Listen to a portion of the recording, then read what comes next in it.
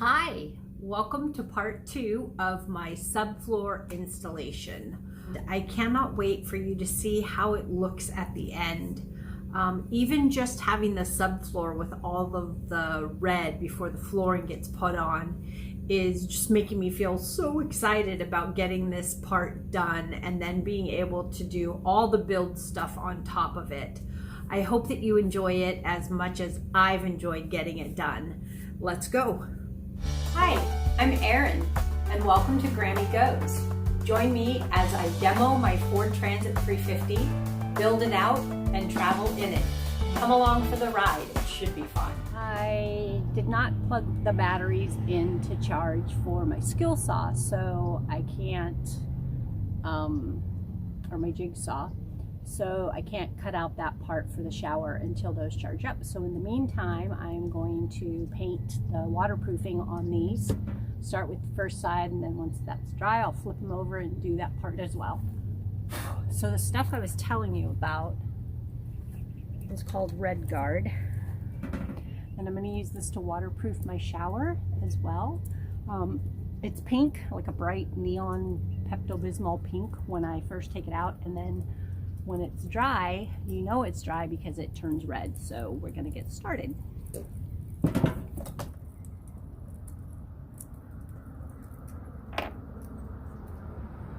can see some of it's dry here. It's a little more red. The wet stuff is pink. I guess I should read it to see if I'm supposed to shake it or stir it or anything. It says ready to use, roll it on. Blah, blah, blah, blah. And you clean the tools with water and everything else, so that's awesome. Let me see. Smooth, level, cracks, yada, yada, yada. Okay, I don't see anything that tells me I need to stir it, so we're just gonna get started. I want to take extra precautions because there will be moisture in the van.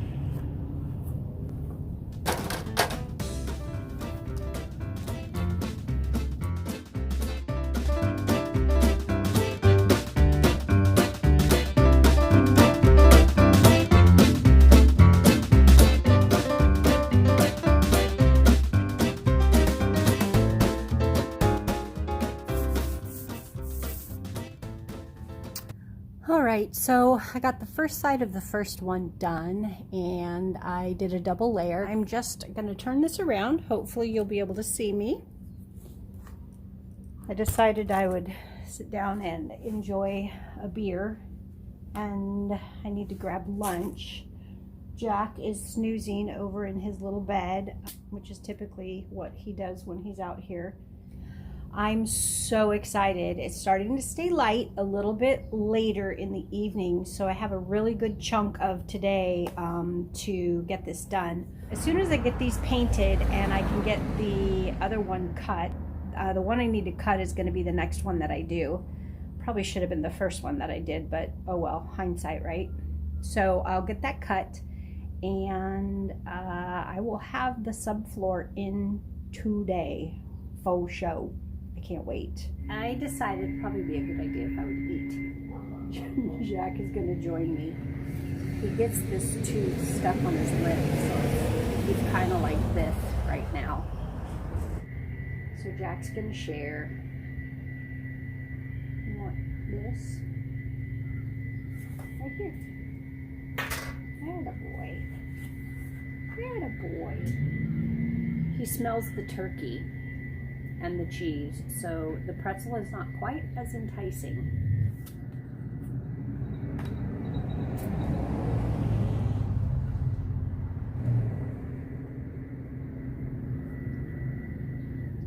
So he didn't eat either of those. He will, if he realizes he's not going to get anything else. He will, of course, gobble the cheese and the turkey. High five. High five. Good job. Good job, buddy. You're a good boy. Yeah. Shake. Shake. Oh, that's so good. Good job.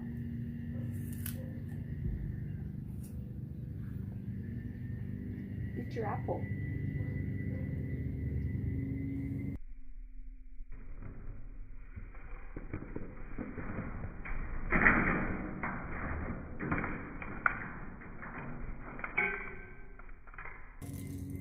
Oh, shoot.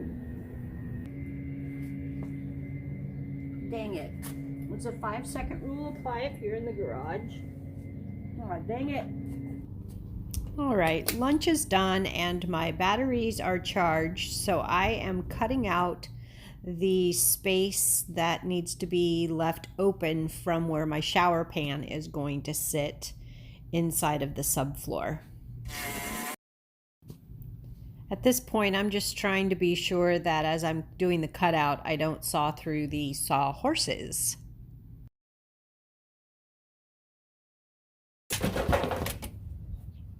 Yikes. Glad my feet weren't under there.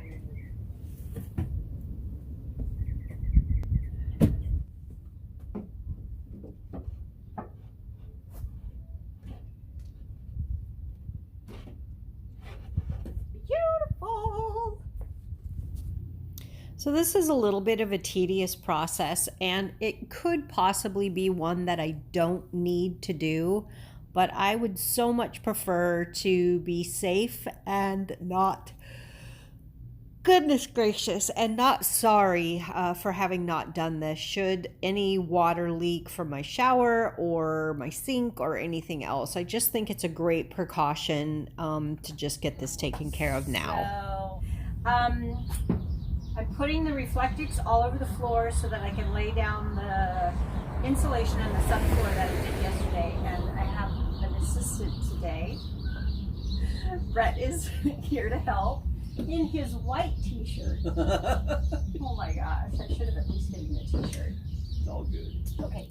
This is the very beginning of getting the Reflectix in place, and I'm not going to show you the entire process because it's just laying it out, cutting it, and taping it down. So we finished putting the Reflectix in on the floor and got the cutout done where the shower goes. We have 2 of the insulation panels finished, and Brett is taping the last seam. So this Reflectix is not only going to act as a little bit more of insulation, but it will also help to prevent some of the moisture. It's like a moisture barrier. So I just thought it'd be a good idea to put a layer down. So as soon as this part's done, we're going to get the insulation in, and then we are going to lay the subfloor, get the shower realigned, and screw the subfloor down. And the frame for the shower will get screwed down as well, so that when we put the flooring in, we'll just butt right up to it. All right, so to cut out the insulation, I've seen everybody on YouTube use these electric knives, and it works really, really well. So I'm cutting the last one before we put them into the van.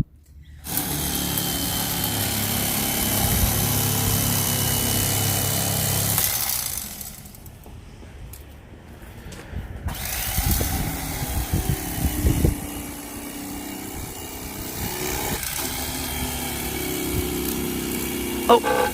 Whoa! Wait! Wait! I hit the sawhorse. What? You weren't supposed to cut that, were you? Oh my gosh, you're right. I wasn't. That's okay. We'll just tape it in. Shoot! Dang it!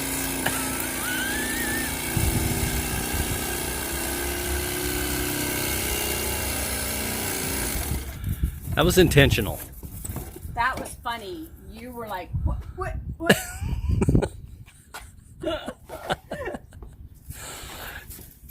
Oh, shoot.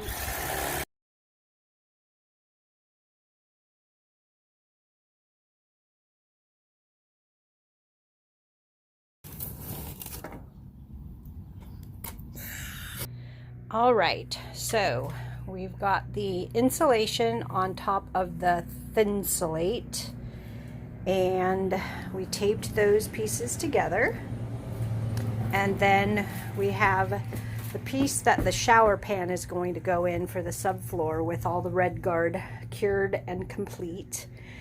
Now we're going to put the frame for the shower pan and the shower pan back in and get that all lined up again so that we can screw down this piece of subflooring before we bring the others in. I think we have it right as far as the front goes. We'll just have to have the shower pan to be sure. So I think that will pull all the way forward. This way? Yeah. Yep, just like that. It might be a little crooked, but it's fine. Awesome. It's tight here. So yeah, I cut it pretty tight.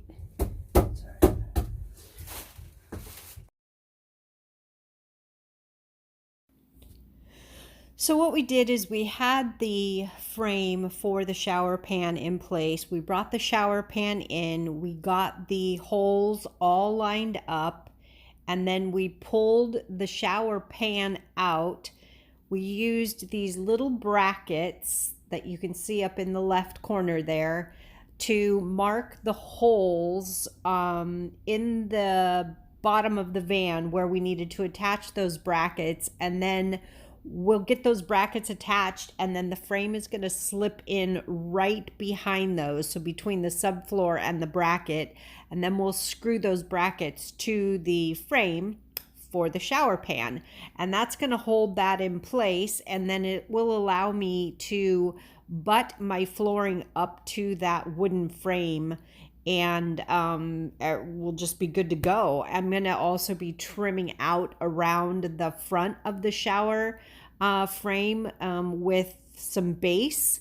You'll see that later on, but here we're using self-tapping screws, but they are not the gauge of the floor of the van is a little too intense for them, so we drilled pilot holes, and then we're just getting those screwed in. We got the brackets in place. Now we're going to put the box back in and screw the brackets to the box. Fingers crossed. And then we're going to be, I don't know what. Oh yeah, here's what we're going to do. We put the other two pieces of subflooring in once we got that wooden frame in place. And we countersunk holes into that flooring at the locations where we felt like it was a high spot on the floor, because there's these ridges in the floor of the van, and we're trying to screw into those. So we're just putting those screws in, and no pattern per se. We just kind of stomped around to where we thought those high spots were, and it worked out pretty good. I completely forgot to videotape the actual installation of the frame for the shower. I'm kind of coming back to it to give you an idea of what took place here. As I had told you before, the frame was built a few weeks ago. We routed out this section here at the back and the two sides to allow for the curvature in the pan. So the shower itself is actually going to stick to these. There's that foam on the bottom of it. And it will also be held in place once the FRP and the walls of the shower are getting put in place. But what we did to anchor this box is adding these brackets, screwing them down into the van, and then also screwing them there. We've got 4 locations where those are installed. But what's going to happen is the side of the shower walls are going to attach here, and then they will also attach up above to the ceiling. Well, not to the ceiling itself, but they'll be braced with wood blocking up there as well. And they will also have this red guard waterproofing on them before I install the FRP. And I do have a little decorative tile that I'm going to be doing an inlay for, which I'm super excited about. So back behind here, I don't have any subfloor, which is fine. That's all going to be enclosed within the walls of the van. The other thing that I didn't really show much of is that we found the location in the van, and you can see there were some times where it was missed, where these higher parts of the van is kind of where we wanted to screw the subfloor into. So we used a countersink, and then we used 2-inch screws. So we were able to go through the OSB, through the insulation, and then anchor to the bottom of the van. I haven't looked under the van yet to see where all these screws are poking out, but I did check to be sure that when they were through the bottom of the van, we used the right length so that we wouldn't, hit anything detrimental underneath there. There are a few places where I need to go back in and countersink a little better, because I can't have this bumped up like this. It'll probably telegraph through when I put the flooring in. So that's it. I wanted to share that part with you all before I move on to getting the flooring itself installed. All right, thanks to Brett and all of his help. The subflooring is in, and now we're ready for the actual flooring. I'm super excited. Next video will be Flooring 101.